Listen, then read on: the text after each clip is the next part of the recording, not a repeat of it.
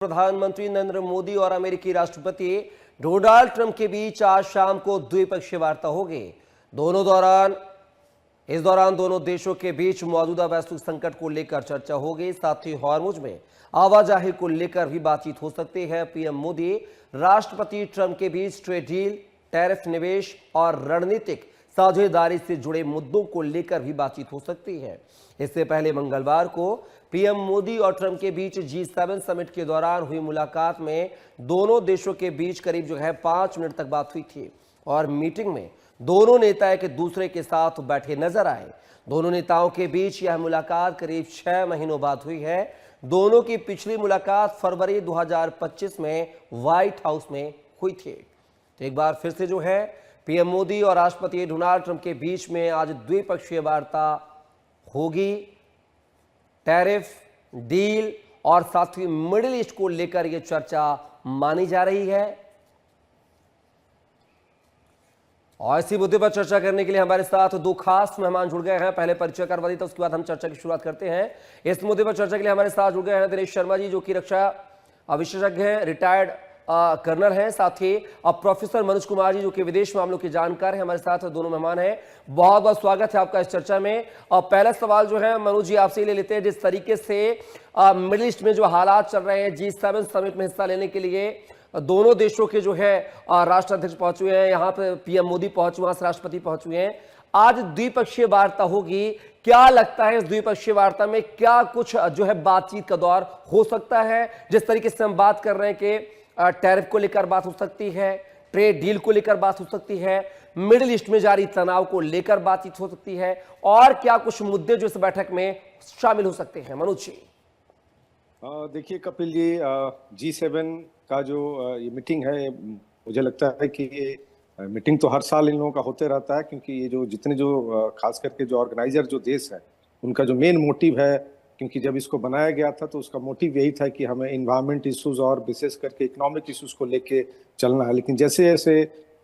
G7 में उसमें भारत जैसे देश को जो एक तरीके से इन्वाइटी गेस्ट के रूप में बुलाया गया, और भारत एक उभरती हुई अर्थव्यवस्था वाला देश है, तो आप समझ सकते हैं कि आज ये जो G7 का मीटिंग और उसमें मिडिल ईस्ट की जो बात आपने की, ये बड़ा ही मतलब एक तरीके से आप समझ सकते हैं कि वहाँ पे ट्रंप का आना, वहाँ लेबनान और ख़ास करके जिस तरीके से देश के प्रधानमंत्री मोदी जी का वहाँ पे जाना, तो ये आप समझ सकते हैं कि ऑब्वियस है कि इस G7 जो कि एक डेवलपमेंट इकोनॉमिक वाले देश इस चीज़ को लेके चलते हैं, और उनका जो मेन एजेंडा होता है कि जितने भी वर्ल्ड के जो बाकी देश हैं उसमें किस तरीके से एक पॉलिटिकल स्टेबिलिटी आए, इकोनॉमिक विकास हो, टेक्नोलॉजी का डेवलपमेंट हो। तो मुझे लगता है कि अब पिछले लगभग 108 दिनों से जिस तरीके से वेस्ट एशिया में जो क्राइसिस चल रहा था, उस क्राइसिस को लेके पूरे वर्ल्ड की नज़र इस मीटिंग पे है। क्योंकि हम सब जानते हैं कि ट्रंप ने जो जिनेवा में जो MOU ईरान के साथ जो किया है कि 19 तारीख को हम इस पे साइन करेंगे, और जिस तरीके से आप समझ सकते हैं कि जब से ये घोषणा हुई है तब से इजराइल अपने आप को बहुत ही चीटेड फील कर रहा है, और वो जिस तरीके से लेबनान पे अटैक करते जा रहा है, तो कहीं ना कहीं ये मुझे लगता है कि इस तरीके की मीटिंग्स में इन सब सारे बातों की चर्चा जरूर होगी। और देखिए इसमें ऑब्वियस है कि हर विश्व के हर देश चाहते हैं कि वहाँ पे शांति व्यवस्था कायम हो, लेकिन अगर आप देख लीजिए तो जब ये युद्ध जब शुरू हुआ था और ऑपरेशन एपिक फ्यूरी जब चलाया गया था, तो उसमें इजराइल और अमेरिका दोनों ने मिल के इस ऑपरेशन को चलाया। लेकिन आज जब जहाँ पे MOU की बात हो रही है, एक तो हमें ये समझना होगा कि MOU और डील में बहुत ज़्यादा फर्क होता है, और MOU ये बिल्कुल इसको आप परमानेंट नहीं मान सकते हैं कि आने वाली स्थिति में जिस तरीके से ईरान भी लेबनान वाले मुद्दे को लेके जिस तरीके से अपना पोजीशनिंग कर रहा है, IRGC जिस तरीके से पोजीशन कर रहा है, वो कहीं ना कहीं ऐसा हो सकता है कि अगर इजराइल इस अटैक को नहीं रोकता है, तो शायद ये हो सकता है कि MOU की जो बात हम सब जो चर्चा कर रहे हैं ये कहीं ना कहीं विफल हो जाए। और दूसरा जो सबसे इम्पोर्टेंट है कि देखिए G7 एक का जो रिप्रेजेंटेशन है, वो बेसिकली भारत का जो इन्वॉल्वमेंट है वो ग्लोबल साउथ के आधार पे करता है, और भारत न सिर्फ अपने लिए बात करता है, बल्कि जितने भी विकासशील देश हैं उनको लेके उनकी जो आकांक्षाएं हैं, उनका जो ऑब्जेक्टिव है, उनका जो जिस तरीके से जो सपोर्ट सिस्टम जो अभी तक चला आ रहा है, उससे अलग हट के वो चाहता है कि इक्वल पार्टनरशिप होना चाहिए। तो मुझे लगता है कि ये एक बहुत ही इम्पोर्टेंट मीटिंग आज का ये होने वाला है, क्योंकि उसमें जिस तरीके से जो बायलैटरल, जैसा कि आपने बताया कि उस बायलैटरल मीटिंग में ट्रंप और विशेष करके देश के प्रधानमंत्री मोदी जी भी जो मिलेंगे, तो देखिए भारत का हमेशा से जो एक मॉडल रहा है वो वसुधैव कुटुंबकम का रहा है, और उसी के सिद्धांत पर वो हमेशा आगे बढ़ते रहा हो, चाहे कैपेसिटी बिल्डिंग हो, स्किल डेवलपमेंट हो, डिग्निटी के साथ हम किस तरीके से एक दूसरे के साथ काम कर सकते हैं, न कि डिपेंडेंसी के आधार पे। तो ये एक बड़ा ही अहम प्लेटफॉर्म है जिसके माध्यम से हम सब सारी चीज़ों को एग्जीक्यूट कर सकते हैं। और जो दूसरा जो सबसे एक इम्पॉर्टेंट हम देख रहे हैं कि जिस तरीके से इंटरनेशनल वे को कुछ देश हैं जो इसका मिसयूज कर रहे हैं, चाहे वो समुद्री मार्ग हो या एयर मार्ग हो, तो मुझे लगता है कि इन सब सारी चीज़ों को लेके भी इसमें जरूर डिस्कशन होगा, क्योंकि सिक्योरिटी का विषय है, और आज के डेट में हर देश चाहता है कि हमारा सॉवरेनिटी और जो हमारा जो सुरक्षा है वो दोनों कायम रहे। तो मुझे लगता है कि इसमें एक बहुत ही पॉजिटिव होगा, और आने वाले समय में यहाँ से कुछ ना कुछ एक पॉजिटिव, जो आज पूरा वैश्विक अर्थव्यवस्था मंदी की तरफ जो जा रहा है, अगर यहाँ से अगर कोई एक पॉजिटिव डायरेक्शन जाता है, क्योंकि यूरोप और अमेरिका के संबंधों को भी आप देख सकते हैं, वो जो 7 देश हैं वो लगभग विश्व के 10 से 15% इकोनॉमी को कंट्रोल करते हैं, और वो डेवलप इकोनॉमी है। तो इसलिए इस G7 में अगर वहाँ पे जिस तरीके से जो क्राइसिस पिछले कुछ दिनों से जो देखने को मिल रहा है, वो शायद यहाँ पे रिजॉल्व हो सकता है। जी कपिल जी। शर्मा जी, क्या लगता है पिछले 1.5 सालों से अमेरिका और भारत के रिश्तों में खटास थी, कोई अब बेहतर रिश्ते नहीं थे? हालांकि भले ही बातचीत का दौर चलता रहा हो टेलीफोनिक माध्यम से, लेकिन व्यापार को लेकर, ट्रेड डील को लेकर और टैरिफ को लेकर जिस तरीके से हालात बने थे उससे संबंध खराब हुए थे। क्या लगता है पीएम मोदी ने G7 समिट में जिस तरीके से जो संबोधन दिया है कल, उस संबोधन में कहीं ना कहीं इशारों में उन्होंने 3 भारतीय नाविकों की मौत का सवाल भी उठाया, और आज जो है द्विपक्षीय वार्ता भी होने वाली है। क्या लगता है, क्या द्विपक्षीय वार्ता में 2 टूक शब्दों में अमेरिका को जो है समझाने की कोशिश की जाएगी संबोधन में, द्विपक्षीय वार्ता में? सबसे पहले तो जैसा कि आपने कहा कि पिछले 1.5 साल से हमारे और अमेरिका के बीच के संबंध जो हैं वो ठीक नहीं रहे हैं। हमारी तरफ से किसी प्रकार की जो है हमने कोई खटास पैदा करने की कोशिश नहीं की। हम अपनी तरफ से जो है पूरे पॉजिटिव हमारा रिस्पांस हमेशा रहा है, लेकिन ये अमेरिका है जिसने कि हमारे ऊपर दबाव की नीति बनाई, हमारे ऊपर टैरिफ डाला कि हम रशिया से तेल खरीद रहे हैं, और कुछ अन्य विषय जैसे ऑपरेशन सिंदूर के दौरान जो है डोनाल्ड ट्रंप किस प्रकार की बातचीत कर रहे थे। तो बेसिकली ये अमेरिका की तरफ से था जो उन्होंने अपने संबंध हमारे साथ खराब करने पड़े। हमने अपनी स्ट्रेटेजिक ऑटोनॉमी और स्ट्रेटेजिक पेशेंस जो है उसका इस्तेमाल किया। मेरे भारत देश की सबसे बड़ी ये जो बखूबी है या जो प्रशंसा के योग्य है वो है कि हम हर एक बात के ऊपर इमीडिएटली रिएक्ट नहीं करते हैं, बल्कि समय आने के ऊपर हम अपना नपा तुला जवाब देते हैं, जो कि क्लियर कट मैसेज होता है। अब जिस प्रकार से आज हमारे प्रधानमंत्री साहब ने ज्यादा स्ट्रेस दिया है कि समुद्री यात्रा जो है सेफ होनी चाहिए, और उसके अंदर हमारे भारत के जो 3 नाविक जो हैं जिनका कि अमेरिका द्वारा फायर की हुई मिसाइल के द्वारा उनकी हत्या हुई है, तो इस पॉइंट को हमने लाइटली नहीं लिया। डिप्लोमेटिक लेवल के ऊपर चाहे पहले देश के अंदर हमने अमेरिका के एम्बेसी के अधिकारियों को बुला के अपना प्रोटेस्ट नोट बताया, उसके बाद जो है हमारे विदेश मंत्री साहब ने जो है अमेरिका के विदेश मंत्री साहब से इसकी प्रोटेस्ट जो है लॉन्च किया, और अब प्रधानमंत्री साहब ने जो है डायरेक्टली जो है इस मुद्दे के ऊपर G7 इसे आप कह सकते हैं कि पूरे वर्ल्ड के सामने जो है अपनी ये चिंता दिखाई है। और इसके साथ साथ जो है जो उन्होंने समुद्री यात्रा को सेव करने का मतलब है, तो वो चाहते हैं कि देश जो अमेरिका और ईरान के युद्ध के कारण जो ये स्ट्रेट ऑफ हार्मुज जो है इसके अफेक्ट होने से जो है पूरी वर्ल्ड की जो है ऊर्जा के ऊपर किस प्रकार का खतरा उत्पन्न हुआ है, और एक प्रकार से वो चाहते हैं कि पूरे मिडिल ईस्ट के अंदर जो है शांति स्थापित हो। इसके साथ साथ जो है अब हमारा जो अपना कई मैं सोशल प्लेटफॉर्म के ऊपर और बाकी चैनल्स के ऊपर जहां मैं पार्टिसिपेट करता हूं, वहां पर लोग कह रहे हैं कि भारत एक कमजोर देश है जो कि अपने नाविकों की मृत्यु होने के बाद जो है एक बहुत ही निंदा की है, या बहुत ही एक लाइट शब्दों के अंदर जो है इसको प्रोटेस्ट किया। देखिए साहब, ऐसा है इंटरनेशनल डिप्लोमेसी के अंदर चंद एक चीजें होती हैं जिनको कि आप बहुत अगर सरल भाषा के अंदर भी कहते हैं तो उसका मैसेज उस कंट्री के पास पहुंच जाता। हर बार जो है आपको जो है बंदूक उठाकर जो है चढ़ाई करने वाला मामला नहीं कर सकते हैं। और दूसरा, हमें भी ये क्लियर कट होना चाहिए कि आज की तारीख के अंदर हम जो हैं अमेरिका जितने पावरफुल या मिलिटरली या इकोनॉमिकली हम उस स्टेज के अंदर नहीं पहुंचे हुए हैं, या चाइना की तरह। लोग बात कह रहे हैं कि अगर कहीं चाइना के शिप को ऊपर ऐसे फायर होता तो चाइना ने क्या करना था। अरे भाई, चाइना ने जो करना था वो उनका डिसीजन होगा। हम आज की पोजीशन के अंदर जो है हमारी एक पूरे विश्व पटल के ऊपर एक साख बनी हुई है। हमारा जो मुद्दा है कि हम हर प्रॉब्लम को जो है बातचीत के जरिए सुलझाना चाहते हैं। युद्ध जो है वो किसी भी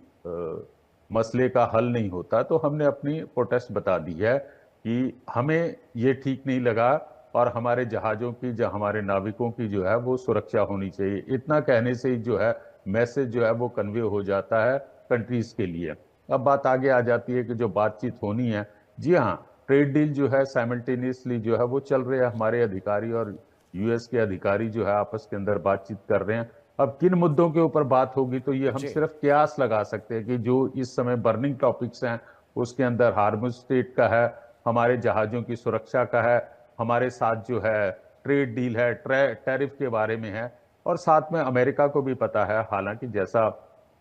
हमारा कुछ महीनों से, जहां आप कह लीजिए कि कुछ सालों से जो है हमारे संबंधों के अंदर परोक्ष रूप से जो है एक खटास आई है, लेकिन अब मेरा ये मानना है कि अमेरिका को भी समझ में आ गया कि भारत को किसी भी हालत में इग्नोर नहीं किया जा सकता। अभी हाल ही के दिनों में देखिए, जिस समय दिल्ली के अंदर जो है अमेरिका का 250वीं आज़ादी का फंक्शन मनाया जा रहा था, उस समय डोनाल्ड ट्रंप ने एक वर्चुअल मैसेज दिया था, और वर्चुअल मैसेज भी था कि मोदी मेरे बहुत अच्छे मित्र हैं, मोदी जी को पता है कि उन्हें जब भी किसी प्रकार की जरूरत होगी तो मैं अवेलेबल हूं, डोनाल्ड ट्रंप कहते हैं। खैर, उनकी बातों के ऊपर ज्यादा भरोसा नहीं करना चाहिए, क्योंकि जिस समय वो हमेशा जो है स्टेटमेंट बदली करते रहते हैं, तो मैं उन बातों के ऊपर ज्यादा खुश नहीं होता हूं। लेकिन जो फिजिकल एविडेंस आते हैं कि जिस समय ईरान और अमेरिका का युद्ध चल रहा है, उस समय उनके विदेश मंत्री 4 दिन के लिए हमारे देश के अंदर आते हैं। तो मेरा ये मानना है कि अमेरिका को भी पता चल गया है, सूनर और लेटर उसने रियलाइज कर लिया है कि भारत को नजरअंदाज नहीं किया जा सकता। भारत की उभरती हुई आर्थिक शक्ति, हमारे पास 4th लार्जेस्ट स्टैंडिंग आर्मी है, हमारे पास हम परमाणु शक्ति हैं, हम इंडो पैसिफिक रीजन के अंदर एक इंपॉर्टेंट रोल प्ले करते हैं। तो अब कुछ एक बातों के ऊपर डिस्कशन होगा जिसका कि हम सिर्फ कयास लगा सकते हैं। ये तो जिस समय बातचीत खत्म होगी, पब्लिक डोमेन में आएगी, उसके बाद ही हम इसके ऊपर किसी प्रकार की कोई टिप्पणी कर सकते हैं। जी साहब। मनोज जी, जिस तरीके से मिडिल ईस्ट के हालातों को लेकर अब बात की जाए, तो जिस तरीके से अमेरिका ईरान के बीच में भले ही एमओयू या डील की बात करें हो गई हो, लेकिन 19 तारीख को क्या लगता है कि क्या फाइनल डील जो है अमली जामे में तब्दील हो पाएगी? क्योंकि जिस तरीके से इजराइल लगातार जो है दक्षिणी लेबनान में एयर स्ट्राइक कर रहा है और वहां पर 4 लोगों की मौत की खबर भी है, 4 लोग घायल होने की खबर भी है, आज की अपडेट आपको बता रहे हैं। लेकिन जिस तरीके से जब ईरान ने एमओयू 14 शर्तों का जो अमेरिका को सौंपा है, उसमें यह शर्त भी है कि अमेरिका इजराइल जो है वो लेबनान पर हमला नहीं करेंगे, लेकिन इजराइल की तरफ से लगातार हमले किए जा रहे हैं। तो क्या लगता है कि अमेरिका और इजराइल की भी अब आपस में बनने वाली नहीं है? देखिए कपिल जी,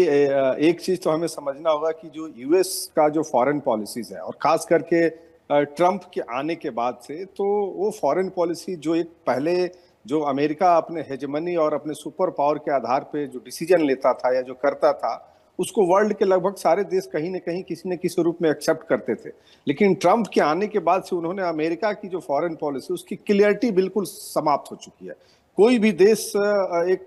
ट्रस्ट बिल्डअप की बहुत कमी है अमेरिका के साथ, क्योंकि जिस तरीके के स्टेटमेंट्स आए हैं, क्योंकि अगर आप देख लीजिए, वो चाहे विश्व के जितने देश हैं, ठीक है, आज के डेट में मिडिल ईस्ट में जो क्राइसिस है, ईरान के साथ जो उनका एमओयू पे जो बात हो रही है, तो आप देख लीजिए तो उसमें भी क्लियरिटी कहीं से नहीं आ रही है। और अभी जो एमओयू जो जिनेवा में जो 19 तारीख को जो साइन होने की जो आप बात कर रहे हैं, देखिए ये अमेरिका के लिए बहुत जरूरी है। ये जो डील और एमओयू की जो बात हो रही है, ये विशेष करके ट्रंप के लिए बहुत जरूरी है, क्योंकि देखिए ट्रंप का जिस तरीके से डोमेस्टिक लेवल पे और मागा को लेके जो उनके खिलाफ जो विरोध प्रदर्शन हो रहे थे, अगर ये एमओयू पे सहमति नहीं बन पाती है, तो मुझे लगता है कि कहीं ना कहीं अमेरिका के डोमेस्टिक पॉलिटिक्स में ट्रंप के लिए खतरे की घंटी है। इसीलिए वो बहुत एक तरीके से आप समझ सकते हैं कि चाहते हैं कि किसी भी तरीके से ये जो समझौता हो जाए। और शायद यही कारण है कि आप देख सकते हैं कि नेतन्याहू के अगेंस्ट में जिस तरीके से वो बात रख रहे हैं, बोल रहे हैं, एक तरीके से जो दोनों के बीच में चाहे नोकझोंक हो, या रिसेंटली अभी जब से ये चीजें निकल के आई हैं, तब से नेतन्याहू लगातार अटैक करते जा रहे हैं। क्योंकि आपको समझना होगा कि हर देश के अपने कुछ कॉन्फ़िगरेशंस होते हैं, हर देश के अपने कुछ रिक्वायरमेंट्स होते हैं। और इजराइल का जो एग्जिस्टेंस है, क्योंकि इजराइल में भी आप समझ सकते हैं कि लंबे समय से युद्ध में है, और वहां पे भी जो डोमेस्टिक प्रेशर बन रहा है नेतन्याहू के ऊपर, क्योंकि वहां पे भी अक्टूबर में चुनाव होने वाले हैं। अगर वो इस 14 सूत्रीय प्रोग्राम में लेबनान और विशेष करके हमास और हिजबुल्लाह को लेके अगर कोई प्रॉपर जो अचीवमेंट इजराइल को नहीं दिखता है, तो कहीं ना कहीं राजनीतिक स्तर पे नेतन्याहू बुरी तरीके से घिर सकते हैं। और शायद इसीलिए ये आप समझ सकते हैं कि नेतन्याहू का और इजराइल का एक डर है कि अमेरिका अगर इस डील को लेके आगे बढ़ जाता है, तो हो सकता है कि इजराइल और अमेरिका के बीच में जो संबंध है वो कहीं ना कहीं एक तरीके से डिविएट होगा। और जो सबसे इंपॉर्टेंट बात है, क्योंकि इजराइल इस डील से बाहर है, और अगर आप कूटनीतिक रूप से देख लीजिए तो ये एक बहुत ही मेजर ब्लंडर एक तरीके से अमेरिका मिस्टेक कर रहा है यहाँ पे। तो ये हो सकता है, क्योंकि देखिए ट्रंप का जो चीज कहते हैं वो शायद होता नहीं। तो ये एक तरीके की संभावना ये भी व्यक्त की जा रही है कि क्या ये दोनों की मिली भगत है, क्योंकि हम सब जानते हैं कि अमेरिका और इजराइल का जो संबंध है वो बिल्कुल ही एक तरीके से हेड और टेल का संबंध है। कोई देश एक दूसरे को छोड़ नहीं सकता है, और ना इजराइल छोड़ सकता है अमेरिका को, और ना ही अमेरिका इजराइल को छोड़ सकता है। तो इस स्थिति में अभी जिस तरीके की स्थिति दिखने को जो मिल रही है, वो कहीं ना कहीं मुझे लगता है कि आप देख लीजिए जिस तरीके से इन लोगों ने ऑपरेशन शुरू किया, और इजराइल धीरे धीरे उस पूरे प्रक्रिया से एग्जिट होते हुए दिखा, और अमेरिका वर्सेस ईरान होते दिखा, और आज आखिरी समय में जो घटनाएं निकल के आ रही, तो कहीं ना कहीं एक ये हम समझ सकते हैं कि एक ट्रैप भी हो सकता है। लेकिन जो वस्तु स्थिति अभी दिख रही है, क्योंकि ट्रंप अपने घरेलू स्तर पे बहुत बुरी तरीके से घिर चुके हैं, तो चाहते हैं कि किसी भी तरीके से जो हमारा पब्लिक सपोर्ट है, जो पॉलिटिकल सपोर्ट्स है, वो किसी तरीके से गेन करे। तो इसीलिए वहां अमेरिका में भी आप देख सकते हैं कि लगभग 2 तरह के ग्रुप बन गए हैं। जो एक तो चाहते हैं, जो 80% जो वहाँ की पॉपुलेशन है वो चाहती है कि ये हम अमेरिका युद्ध से बाहर निकले, और 20% का जो पॉपुलेशन है वो चाहता है कि नहीं, हम अगर इस युद्ध में गए हैं तो हमें हमारा जो टारगेट था, जो हमारा गोल था, उसको लेके चले। तो ठीक इसी प्रकार से ईरान में भी 2 ग्रुप काम कर रहे हैं। एक जो रेडिकलाइजेशन जो ग्रुप है वो चाहता है कि ये युद्ध जारी रहे, क्योंकि हम सब जानते हैं कि युद्ध से जब होता है तो नुकसान तो होते हैं, लेकिन कुछ ऐसे ग्रुप्स होते हैं जिससे उनको बेनिफिट्स होता है, चाहे आर्थिक रूप से, और उनका जो एक इम्पोर्टेंस अंतर्राष्ट्रीय राजनीति में जो बनता है उसके पीछे अगर आप देख लीजिए तो डिफेंस सेक्टर बहुत इंपॉर्टेंट हो जाता है। तो मुझे लगता है कि ये दोनों देश में इस तरीके के तत्व काम कर रहे हैं कि एक ग्रुप चाह रहा है कि शांति हो जाए, दूसरा ग्रुप चाह रहा है कि ये कंटिन्यू चलते रहे। अब उसमें इजराइल की भूमिका बहुत इंपॉर्टेंट हो जाती है, क्योंकि IRGC की तरफ से क्लियर कट इंडिकेशन आ गया है कि लेबनान को हम नहीं छोड़ सकते हैं, हिजबुल्लाह को नहीं छोड़ सकते हैं। जो उसके प्रॉक्सी हैं उस पर जिस तरीके से इजराइल ने अपनी रफ्तार तेज किया अटैक करने की, और इवन साउथ लेबनान को जिस तरीके से इजराइल ने जो कैप्चर किया है उसको भी खाली करने की बात हो रही थी। ये समझ सकते हैं कि एक बहुत ही बड़ा लिटमस टेस्ट है ट्रंप के लिए कि 19 तारीख को के दिन इस तरीके की क्या घटनाएं होती हैं। और तीसरा जो सबसे इंपॉर्टेंट है, क्योंकि देखिए एक जो हम सब जानते हैं कि जो ईरान में जो गवर्नमेंट है, जो शासन है, उसमें कोई भी बदलाव नहीं हो पाया। तो ये भी कहीं ना कहीं अमेरिका को और इजराइल को एक तरीके से कर रहा है कि जो उनका मोटिव था उसमें वो लोग सफल नहीं हो पाए। तीसरा जो सबसे इंपॉर्टेंट है कि हम उसको जिस तरीके का जो मुआवजा देने की बात हो रही है, जो उसको आर्थिक पैकेज देने की बात हो रही है। तीसरा जो उसमें जो सबसे मेजर है कि जो जितने उसके फ्रीज एसेट्स हैं उसको भी ओपन करने की बात हो रही है। तो कहीं ना कहीं इस डील में अगर आप देखते हैं, अगर 14 जो सूत्र है, जो उसके डिमांड्स है, उसमें अमेरिका एक तरीके से बैंड होते हुए नजर आ रहा है। लेकिन मैं फिर भी जो अंतर्राष्ट्रीय राजनीति में जो अभी जो क्राइसिस चल रहा है, उसमें विश्व के आर्थिक मंदी से बचने के लिए ये इस युद्ध का रुकना बहुत जरूरी है। अगर ये सफल होता है MOU, तो मुझे लगता है कि आने वाले समय में खास करके उस बेल्ट में एक नया वर्ल्ड ऑर्डर हम सबको देखने को मिलेगा। क्योंकि जैसा कि हमने पहले भी हम लोगों ने चर्चा कर रखा है कि जो गल्फ के जो देश हैं, जो टोटली रूप से सुरक्षा के और आर्थिक पे अमेरिका के ऊपर डिपेंडेंसी रखते थे, लेकिन आज अमेरिका भी उनको बचा नहीं पाया ईरान के अटैक से। तो मुझे लगता है कि ये एक बड़ा ही वर्टाइल सिचुएशन बनते जा रहा है उस एरिया में। तो अगर ये 19 तारीख को अगर इस तरीके की चीजें डील या MOU पे साइन होता है, और उसके बाद जो 60 डेज का जो प्रोग्राम है कि 60 दिन के बाद ईरान न्यूक्लियर का जो प्रोग्राम है उस पर बात करेगा, स्टेप बाय स्टेप चलेगा, तो मुझे लगता है कि ये एक फ्यूचर की बात है। और उसके बाद की गतिविधियों में अगर इजराइल भी अगर अपने अटैक को नहीं रोकता है, तो शायद ये वार्ता जो जिनेवा में होने वाली है, जो MOU होने वाला, वो शायद सफल नहीं हो पाएगा। तो मुझे लगता है कि इसमें इजराइल को कहीं ना कहीं किसी तरीके से इस चीज को के लिए रोकना पड़ेगा। लेकिन वहाँ वहाँ की जो इंटरनल जो सिचुएशन है इजराइल का, नेतन्याहू का, वो है कि वो जब तक अटैक करते रहेंगे तब तक उनको वहाँ पे सपोर्ट सिस्टम मिलेगा, क्योंकि वहाँ पे के जो विरोधी हैं उनके खिलाफ जो पॉलिटिकल पार्टीज है उनका कैंपेन शुरू हो गया। तो मुझे लगता है कि ये बड़ा ही एक तरीके से